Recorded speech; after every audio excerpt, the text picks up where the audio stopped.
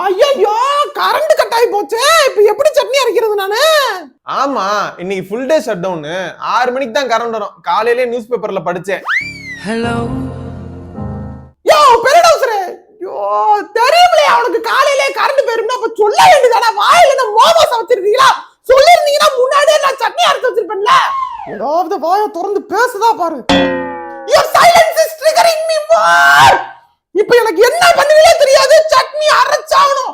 மூத்த மேடம் உங்க அம்மாவோட பழைய அம்மியை எடுத்து தூசு தட்டி தொடச்சு கழுவி இப்ப இந்த சட்னி எனக்கு அரைச்சறியா? நீங்களே அரைச்சிடணும். வாய்க்கு ஒக்கடையா கேட்க தெரியல. அந்த சட்னி வேணும் இந்த சட்னி வேணும்னு இன்னைக்கு அரைங்க, அப்பதான் வழி தெரியும். காலையிலேயே ஒழுங்கா சொல்லி இருந்திருக்கலாம், மறந்து தொலைச்சிட்டேன். ஃபாஸ்டா கம் ஆன் டைகர். அம்மியில அரைக்கிறனால உங்களுக்கு தேங்காய் சட்னி கிடைக்கும்னு நினைக்காதீங்க. இது சின்ன டவுசருக்கும் சின்ன ராட்சசிக்கும். உங்களுக்கு ஸ்பெஷலா இட்லி பொடி எடுத்து வச்சிருக்கேன், அது அவங்களுக்கு. ஹலோ